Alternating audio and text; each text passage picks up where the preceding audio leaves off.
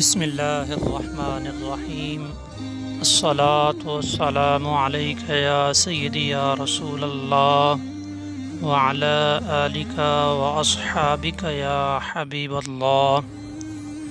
ناظرین السلام علیکم ورحمۃ اللہ وبرکاتہ۔ ناظرین، آج کا دن جمعہ کا دن ہے۔ یہ دن بڑی رحمتوں اور برکتوں والا دن ہے۔ آقا دو جہاں نے ارشاد فرمایا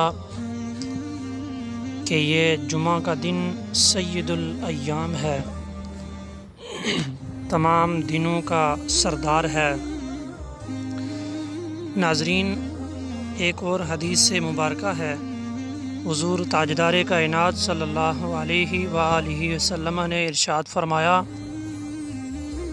کہ قیامت کے دن تمام ایام کو ان کی صورتوں کے ساتھ سامنے لایا جائے گا، اور جب جمعہ کے دن کو سامنے لایا جائے گا تو جمعہ خوشگوار اور چمکتا ہوا سامنے آئے گا، اور جو جمعہ پڑھنے والے ہیں اللہ رب العزت ان کو بھی ایسے ہی چمکتے ہوئے سامنے لائے گا۔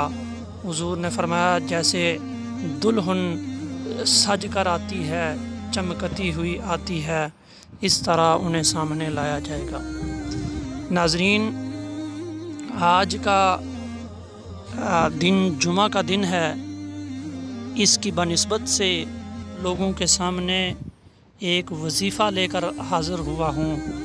وہ وظیفہ بہت ہی کامل ہے، بہت ہی وظیفہ کام والا ہے۔ یہ وظیفہ جمعہ کے بعد پڑھنے والا وظیفہ ہے۔ اس میں حضور تاجدار کائنات صلی اللہ علیہ وسلم کی حدیث مبارکہ ہے۔ حضرت ابن عباس رضی اللہ تعالی حدیث کے راوی ہیں۔ آپ فرماتے ہیں کہ نبی اکرم صلی اللہ علیہ وآلہ وسلم نے ارشاد فرمایا، جو شخص اس کلمے کو جمعہ کے بعد ورد کرے گا، اس کلمے کو پڑھے گا، اللہ رب العزت اس کے 1,00,000 گناہوں کو بخشش فرما دے گا، اور مزید فرمایا کہ اس کے والدین کے 20,000 گناہوں کو اللہ رب العزت بخش دے گا۔ تو یہ وظیفہ بڑا ہی کامل وظیفہ ہے، اس کا ورد بہت ہی آسان ہے۔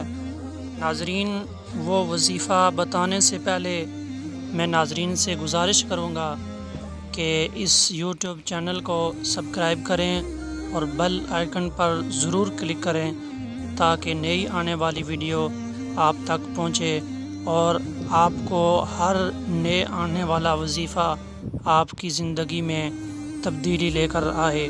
وہ وظیفہ آپ لوگوں کو میں بتانے جا رہا ہوں، وہ وظیفہ ہے نبی اکرم صلی اللہ علیہ وآلہ وسلم نے ارشاد فرمایا، وہ وظیفہ سبحان اللہ العظیم وبحمدہ، یہ کلمہ ہے، یہ ورد ہے جو نبی اکرم صلی اللہ علیہ وآلہ وسلم نے فرمایا کہ جمعہ کے بعد جو شخص اس ورد کو 100 مرتبہ پڑھے گا، اللہ رب العزت اس کے 1,00,000 گناہوں کو معاف فرما دے گا، اور اس کے والدین کے 20,000 گناہوں کو اللہ رب العزت بخش دے گا۔